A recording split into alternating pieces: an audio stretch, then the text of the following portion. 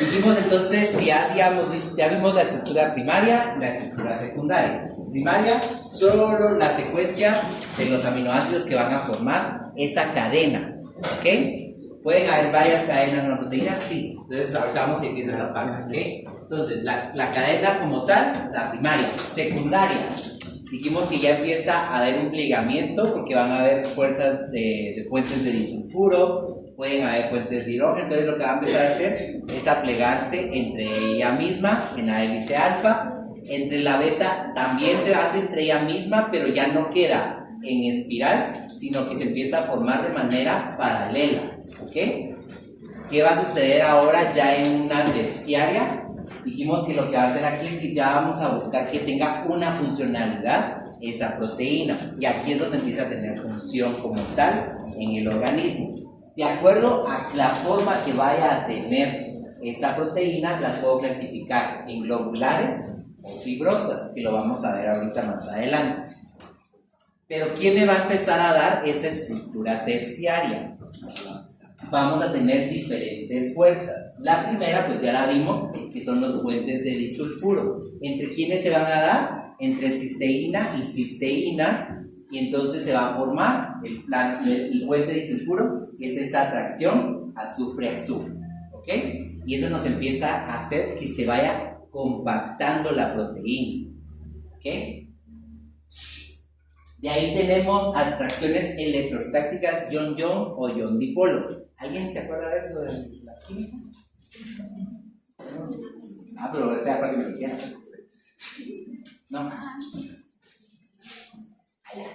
Bueno, pues, ¿se acuerdan que dijimos que cuando, vimos que cuando se empezaba un aminoácido, estaba en la parte de su interior, tenía una carga, también en la parte, cuando se va a ir uniendo con otras cosas, va cambiando sus cargas? Entonces vean aquí, cuando hablamos de ion-ion o ion-dipolo, es que se van a traer esas cargas que van a tener entre ellos. Entonces por eso se llaman electroestáticas, porque es de acuerdo a la carga que vayan a tener. ¿Quiénes se atraerían?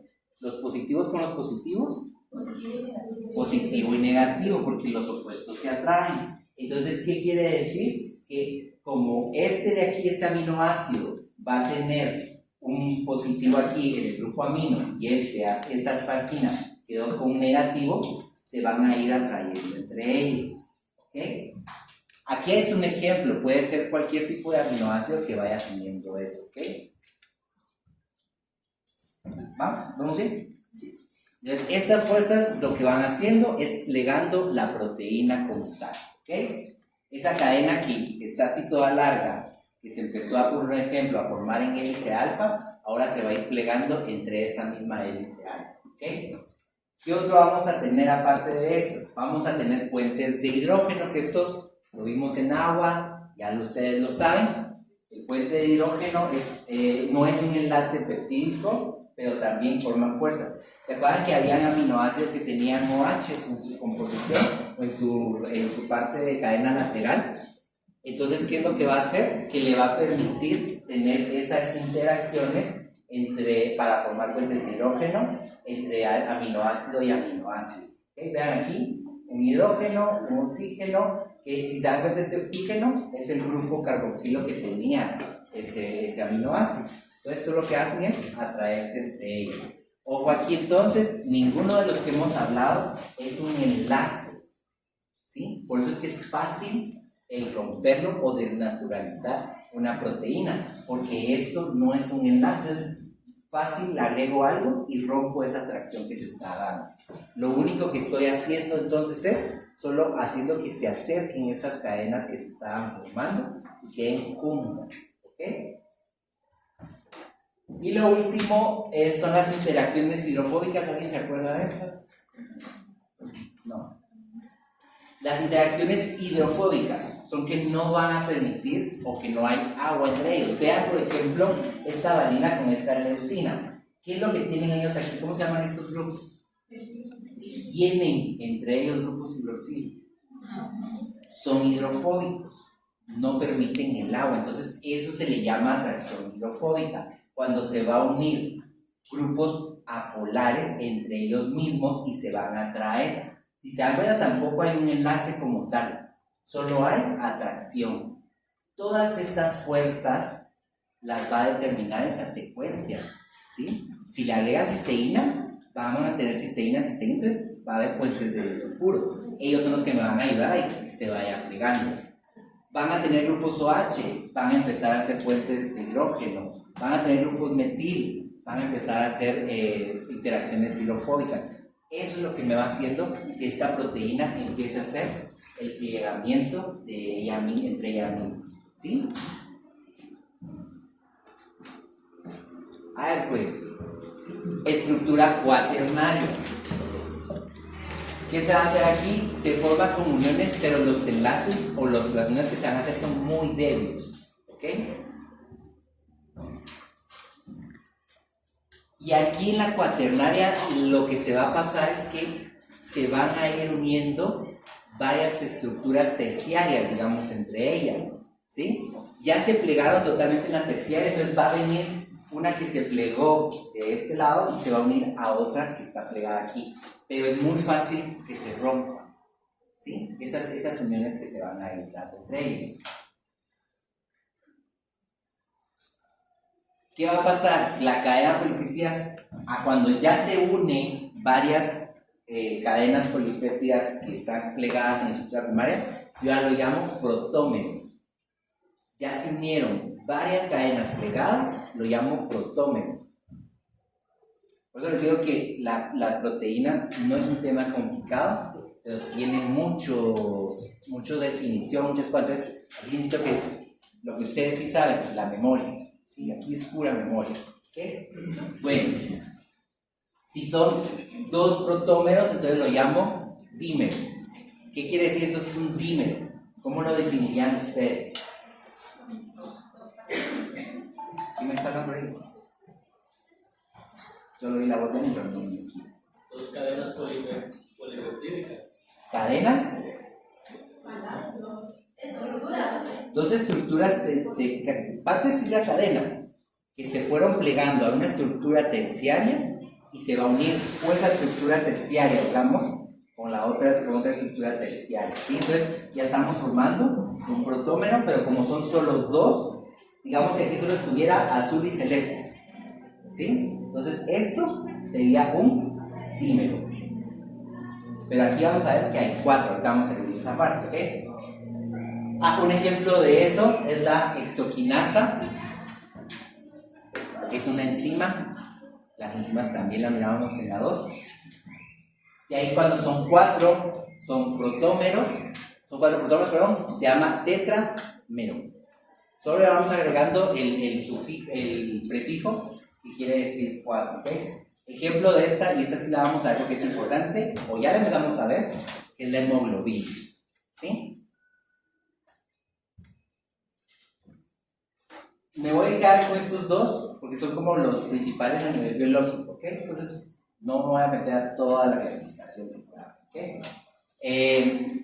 Por ejemplo, los virus tienen en su estructura, hay algo que se llama cápside.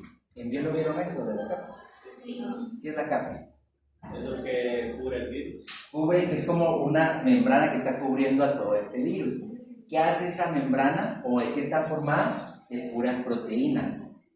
Por eso es que cuando nosotros vamos a poner algún medicamento o algo, tiene que ir a atacar esas proteínas que van a proteger a ese virus, ¿sí?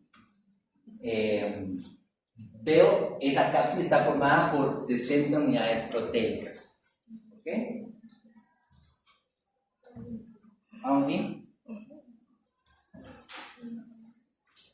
Propiedades de las proteínas. Yo la verdad que no entendí los protómeros. O sea, en sí, ¿qué son? Ok.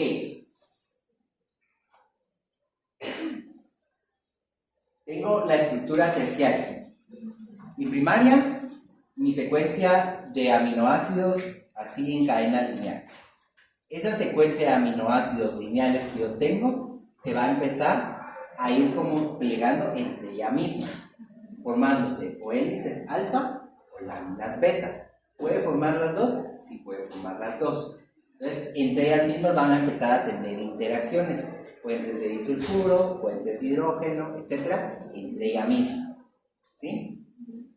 Cuando pues, termino de formar esa misma que la que está formando entre ella misma, empieza a haber ya una estructura terciaria, que es lo que nos va a hacer que se vayan terminando de seguir plegando. Aquí abrimos dos fuerzas y aquí agregamos dos, que son las alteraciones electrostáticas y las interacciones hidrofóbicas.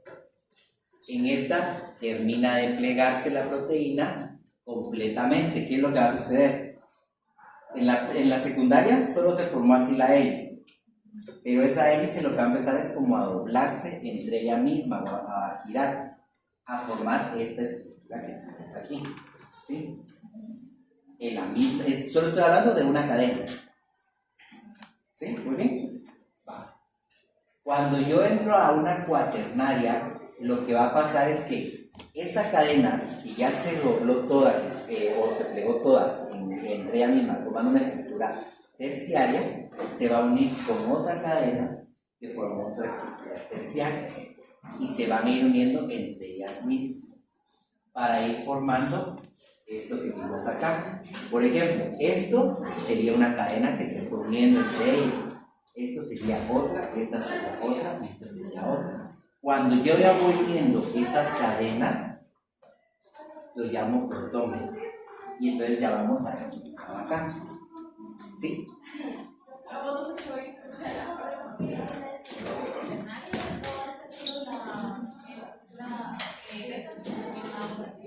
Puede haber beta y puede haber hélice alfa. Puede haber láminas o hélices. Una misma cadena, cuando se va empezando a plegar, puede formar láminas beta y hélices alfa en su misma cadena. ¿Ok? Pero este protómero como tal ya es la proteína. Ya es una proteína.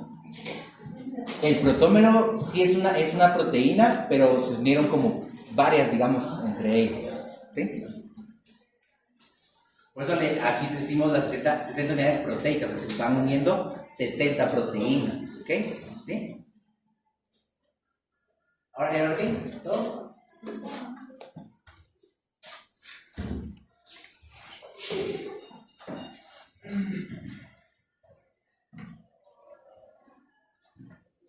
Pues, propiedades de las proteínas.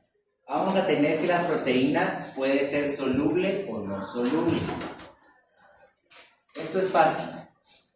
Dijimos que las podíamos dividir a las proteínas en globulares o fibrosas. Todavía no hemos visto así en toda esa parte, pero si es globular, esa proteína se vuelve soluble. Por ejemplo, la hemoglobina es globular.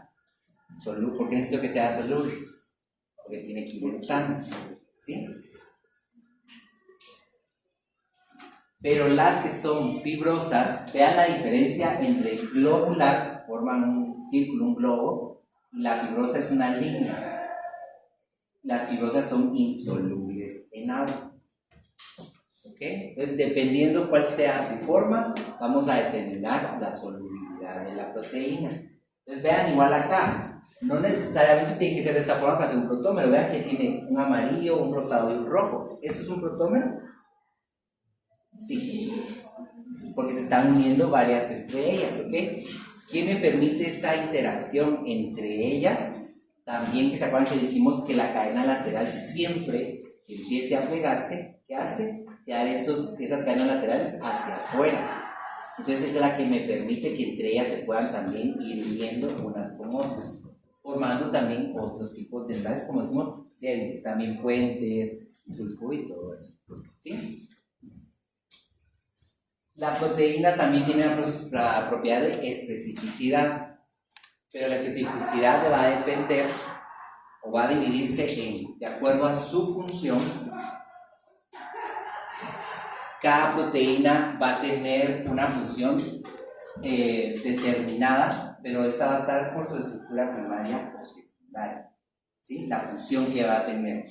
¿Se acuerdan que dijimos ahorita en clase que la secuencia primaria me daba esa función que iba a tener? Porque ella es la que me va a determinar cómo está ordenado todo esto. Entonces, de acuerdo a eso va a tener una función. ¿Ok? vamos a también tener por especie. Hay proteínas que son específicas de algunas especies y otras proteínas que no las vamos a tener, porque, por ejemplo, cada organismo es distinto. Nosotros necesitamos las proteínas que tiene un reptil, ¿okay? O que tenga una ballena, por ejemplo. Entonces nosotros tenemos diferentes características. Entonces, por eso van a haber proteínas que son exclusivas de una especie. Y estas son las propiedades que van a tener las proteínas. ¿Ok? Bueno, es que no hay dudas. ¿Qué otra propiedad tiene? Y esta ya la vimos en el lab, que es la desnaturalización de las proteínas. ¿Ok?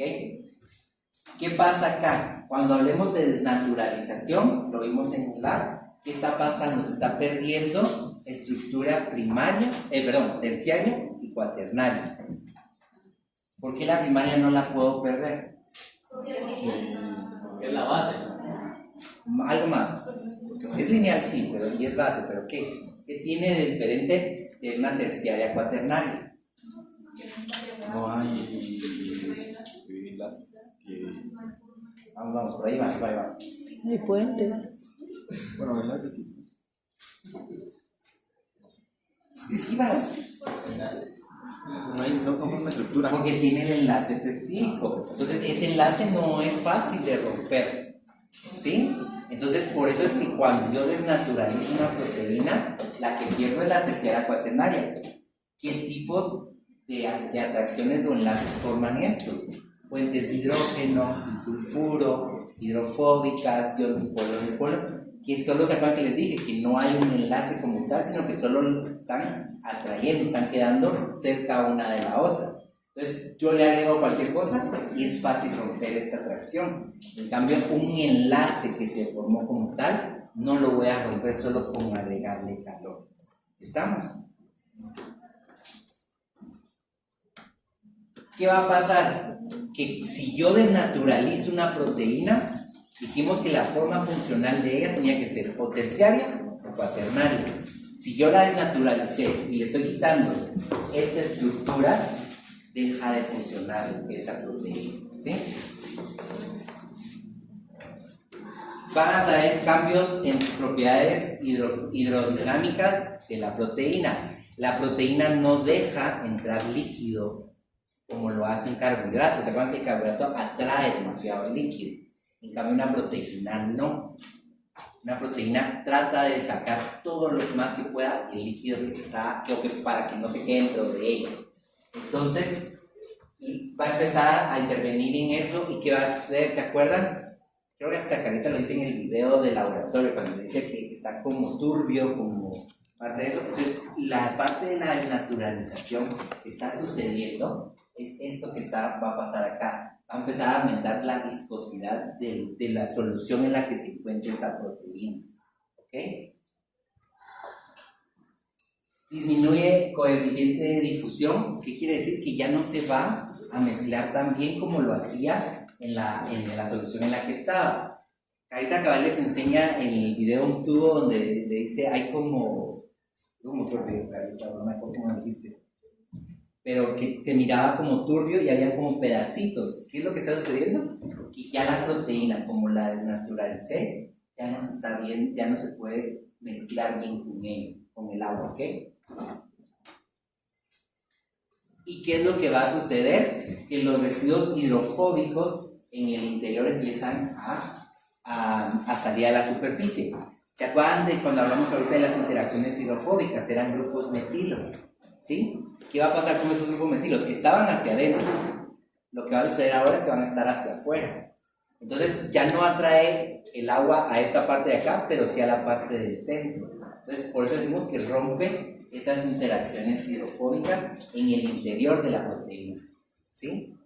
Y ahí es donde le sirve que ella no traiga agua y no afuera, ¿sí? Porque afuera no le importa que haya agua.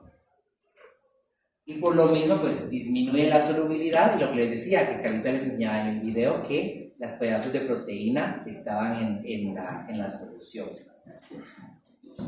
Y por lo que hablábamos, pues ya no tiene la función en la que estés. Por ejemplo, si está para contracción, ya no se va a contraer. Si es para transportar, ya no va a transportar. Si es para anticuerpo, ya no protege, etcétera, etcétera. ¿Okay? Parte de lo de la desnaturalización, esto solo es lo que ya hemos visto en el lab y todo. pH, temperatura, solubilidad, algo que sea ácido, algo que sea básico, calor, incluso lo que les decía, la parte mecánica puede ser que haga algo de desnaturalización. Entonces, ¿qué puede hacer? Que se pierda se desnaturalice. Vean cómo está toda plegada y cuando se perdió o se desnaturalizó, queda ya toda la cadena lineal que tenía. ¿Okay? Algunas pueden volver a regresar a estar bien. Hay otras que ya no logran regresar a su normalidad. Por ejemplo, la albúmina, si yo le agrego calor, no es que pueda regresar el huevito que me hice en la mañana a que vuelva a ser líquido, ¿sí? Entonces, hay algunas que ya desnaturalizadas ya no van a funcionar. ¿Okay?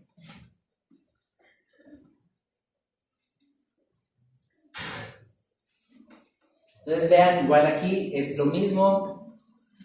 Aquí les pongo esto porque el mismo estrés nos genera desnaturalización de proteínas. Por eso es que cuando uno está estresado, los anticuerpos bajan, porque son base de proteínas, entonces empiezan a desnaturalizar. Van a ver ustedes, no me acuerdo dónde, pero el estrés va a liberar cortisol. No me acuerdo en qué clase es este oficio o en otra, pero el estrés libera cortisol, el cortisol va a generar problemas, va a hacer cambios también en nuestro organismo. Entonces las proteínas empiezan a desnaturalizar. El estrés nos empieza a generar problemas de piel, el acné, que descamación, que la caída del pelo. El pelo es parte también de proteínas. Por eso les digo que el estrés también nos genera desnaturalización de ellas. ¿Okay?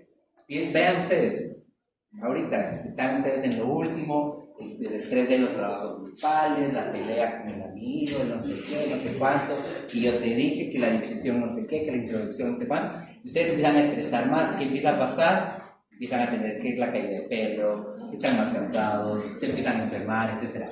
Van a ver que terminan los finales, ustedes se vuelven a recuperar, se vuelven a tener la salud que sienten, ¿ok?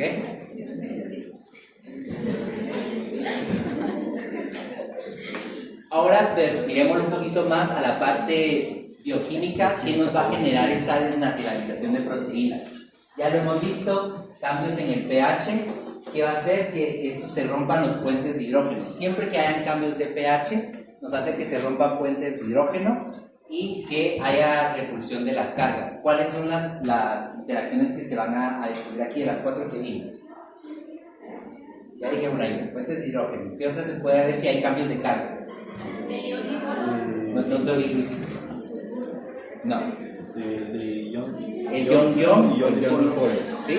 Entonces, cuando cambian pH, normalmente las que más se van a destruir son puentes de hidrógeno y esas de ion-ion o ion-dipolo. ¿Okay? Esas electrostáticas. El calentamiento, al agrego temperatura a esa proteína, ¿qué va a empezar a hacer? Que esa misma vibración del calentamiento, ese calentamiento va a generar una vibración de la proteína, ya lo que decía, una parte como de movimiento, entonces hace que se vayan rompiendo esos enlaces como tal. El calor, sí, casi rompe todas. El calor casi rompe todas siempre.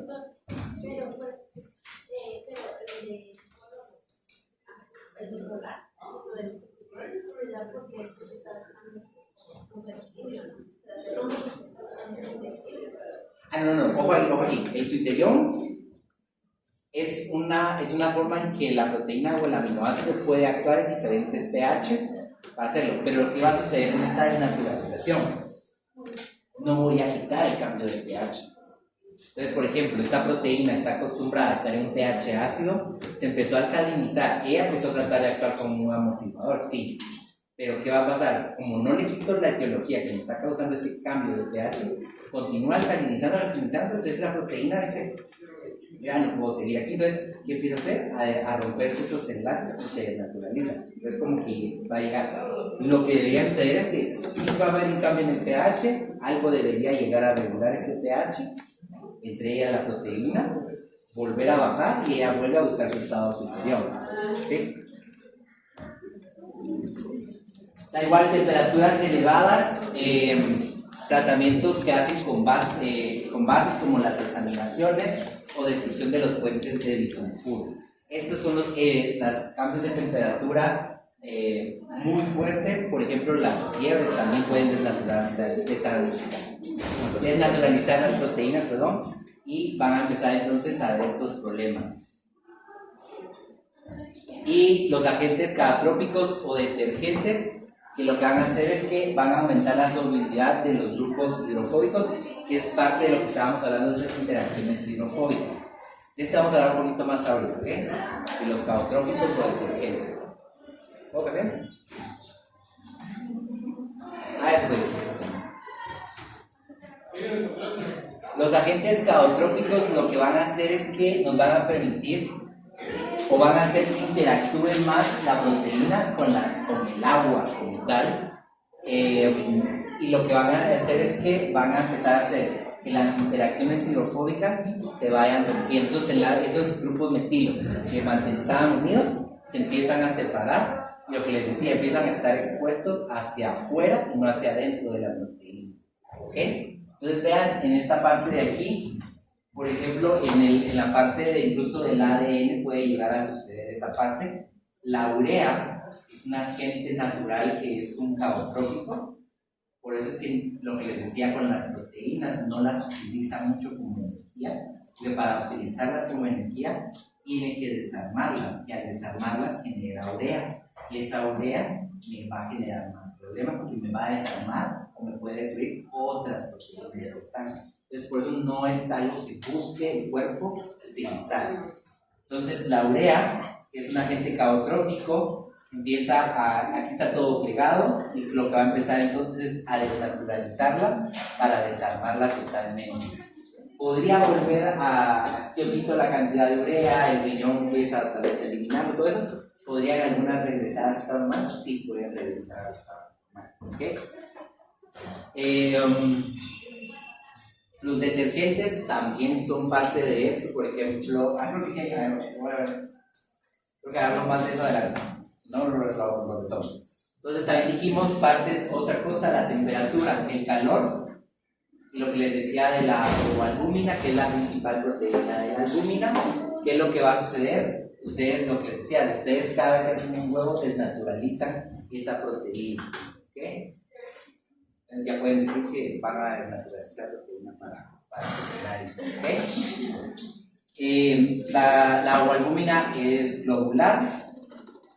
Le agrego calor. ¿Qué es lo que empieza a hacer? A romperse esos enlaces o esas uniones que están habiendo del sulfuro y todo eso. Y entonces ya se empieza a desplegar. ¿Ok?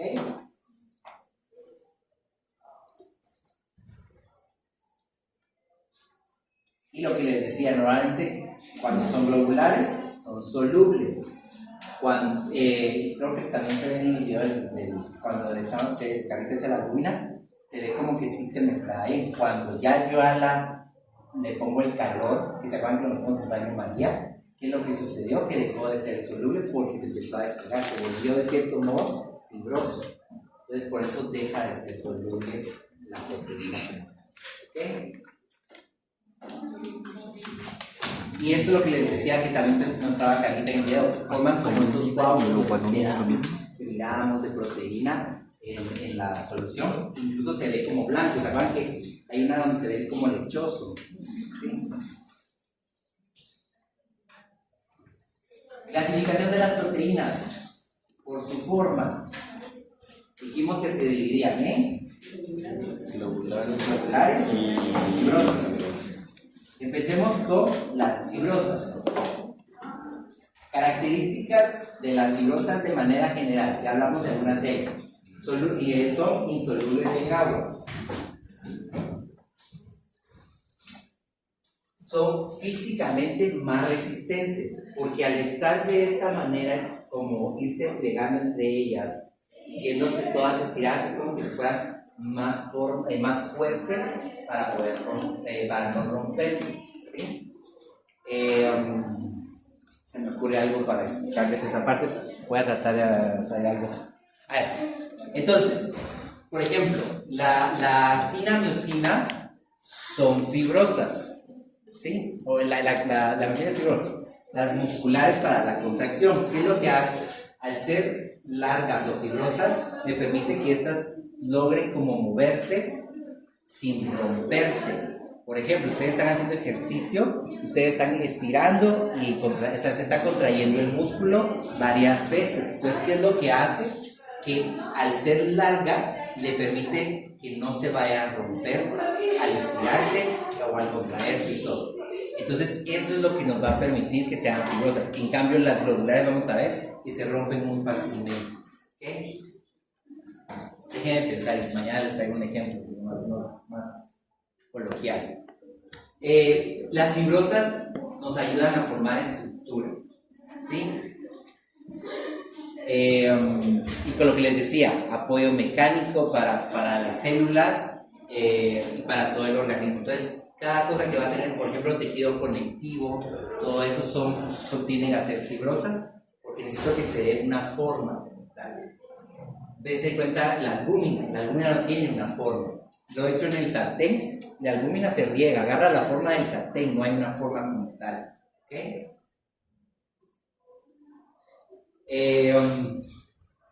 Son cables que se van uniendo, y aquí es lo que yo también les decía de un cable. Por ejemplo, ¿ustedes han pelado un cable a veces?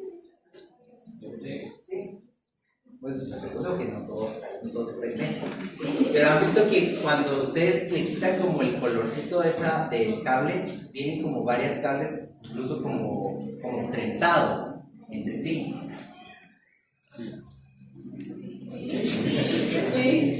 Entonces, ¿qué es lo que va a hacer? Cada colorcito sería como una de esas partes proteicas que se van a ir uniendo, y se dan cuenta. Eso es lo que me ayuda a que yo puedo incluso agarrar el cable, hacer esto y no se va a romper, ¿sí?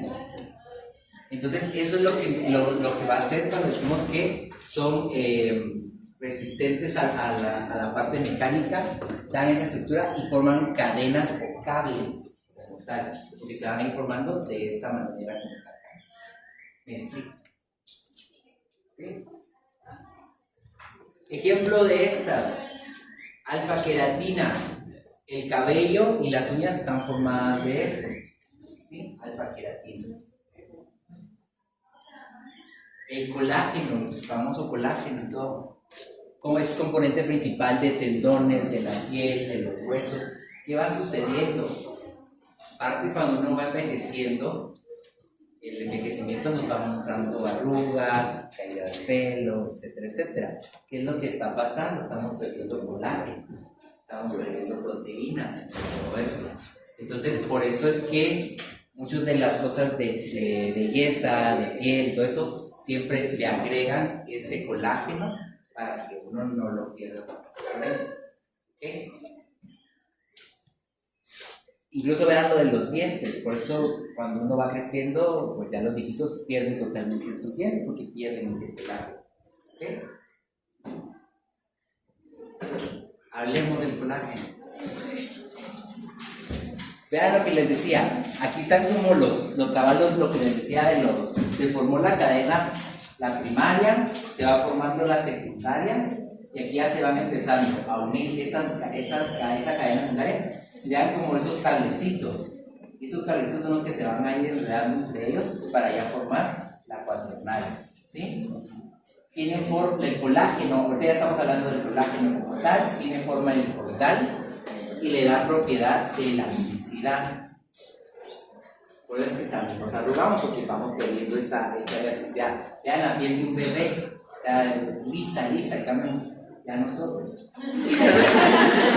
Nosotros los jóvenes, ahora vamos a perder esa elasticidad. ¿Ok?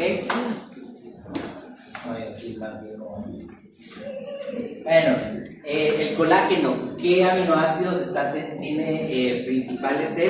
Aminoácidos esenciales, glicina, prolina y el hidroxiprolina. Esos son los 3 aminoácidos que van a estar formando la parte del colágeno, los principales.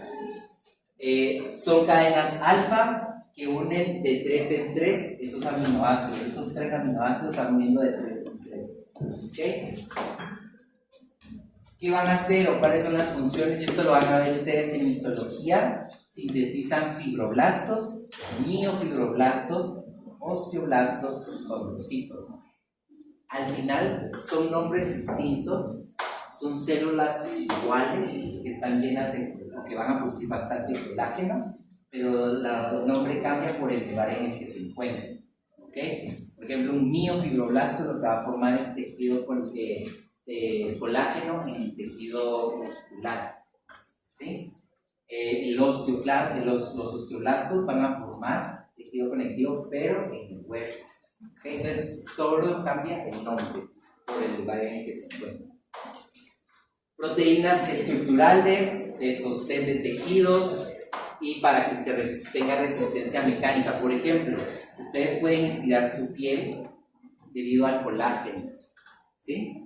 Porque el colágeno nos ayuda a que haya esa resistencia en la parte de la piel. ¿Okay? Igual pasa en los demás tejidos. Van a ver que todos los tejidos tienen parte de fibras de colágeno. ¿Okay?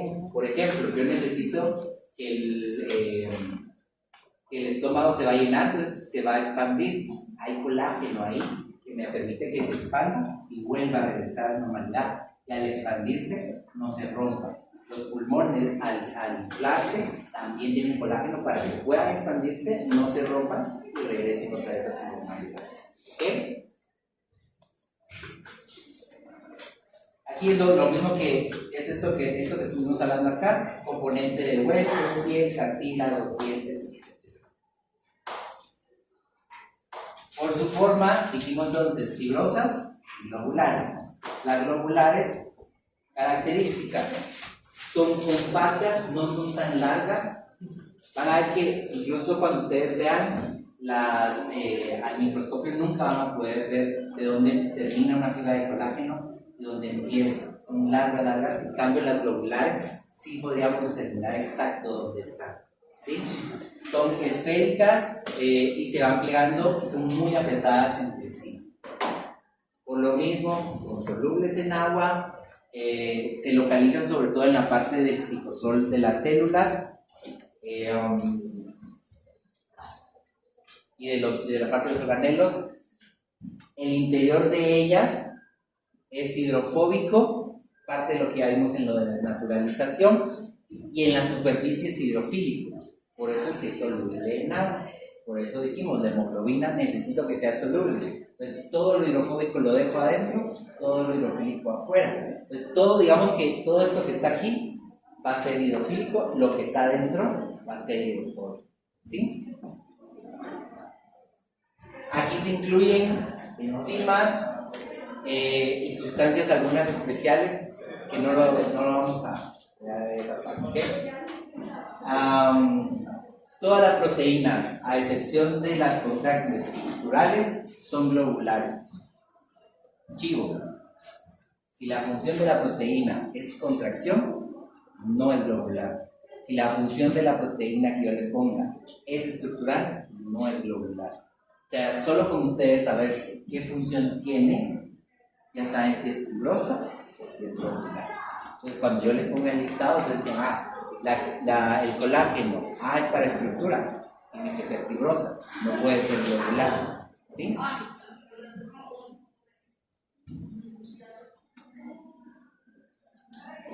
Por su composición, las proteínas se clasifican en simples o conjugadas. ¿Qué pasa con estas? Estas no tienen adherido ningún grupo prostético, por lo que solo se presentan aminoácidos entre ellas. ¿Okay?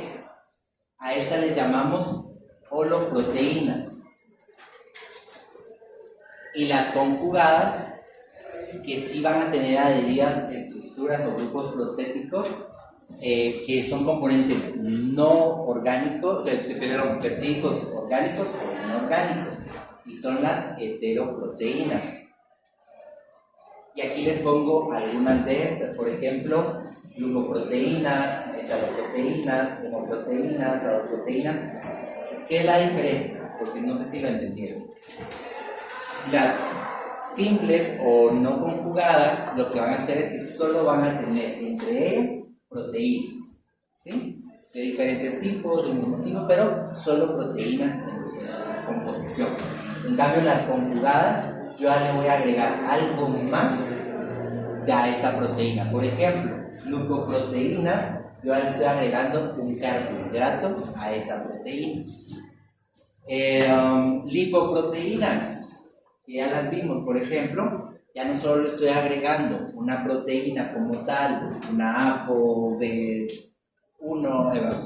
ApoA1, ApoB48, lo que quieran, le estoy agregando también lípidos, fosfolípidos, colesterol no esterificado, etcétera, etcétera. Entonces, esas son las diferencias entre, por su composición, entre holoproteínas y heteroproteínas. ¿Se queda claro? Vamos a terminar. Vamos, solo faltan 10 diapositivas. Ya ves, vamos entonces, la mioglobina. Ya no falta poquito, ya no falta poquito.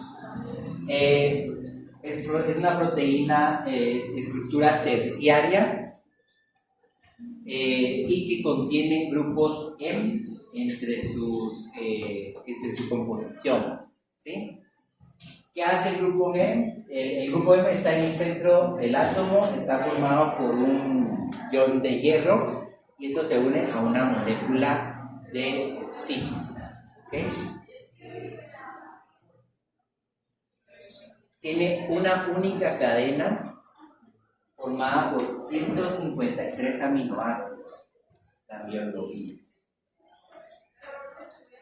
¿Qué es la función de la mioglobina? Pues es el transporte de oxígeno.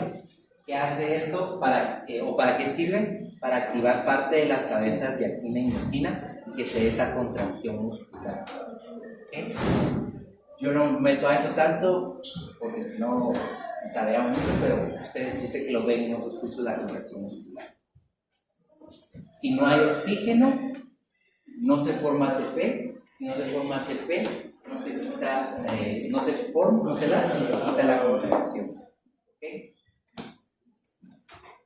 ¿Dónde encontramos la mayor cantidad de mioglobina? En el corazón y en las extremidades. Pensemos en el trabajo del gasto cardíaco que hace el corazón.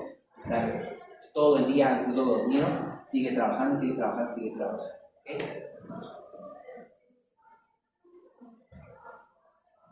La actina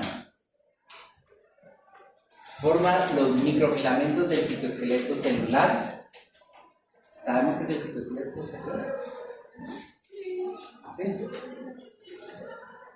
Entonces, forma parte de los microfilamentos del citoesqueleto celular, participa sobre todo en movilidad y en la contracción del músculo, ¿sí?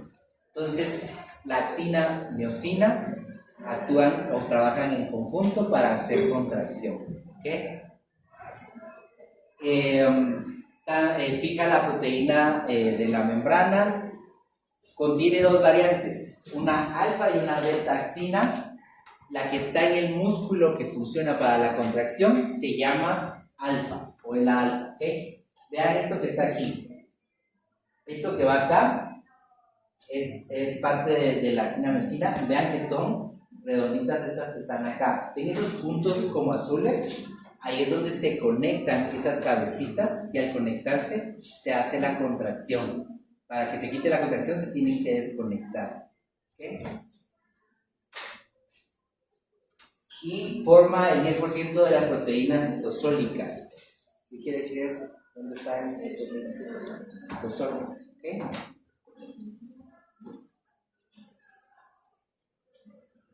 Y lo que hacen es polimerización y despolimerización, contracción y relajación.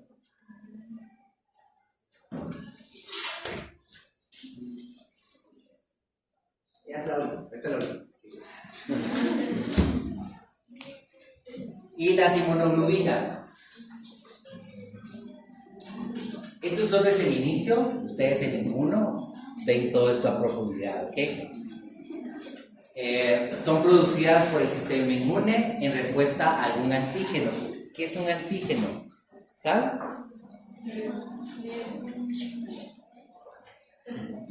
es algo extraño que esté entrando al cuerpo de manera sencilla, ¿ok? Entonces, algo que está pasando en el cuerpo, un golpe, algún virus, una bacteria, un hongo, un parásito, cualquier cosa que me esté entrando al cuerpo y me esté dañando, va a hacer generar ciertos anticuerpos, ¿sí? Pero es a base de esa reacción, pero a base de que pase algo en el cuerpo, van a empezarse a formar estos, ¿ok? Y el sistema inmune van a ver que hay una parte que tiene como memoria, entonces por eso a veces hay enfermedades que guardan en la memoria. Cuando vuelven a entrar esas enfermedades, sacan esos anticuerpos, ¿ok?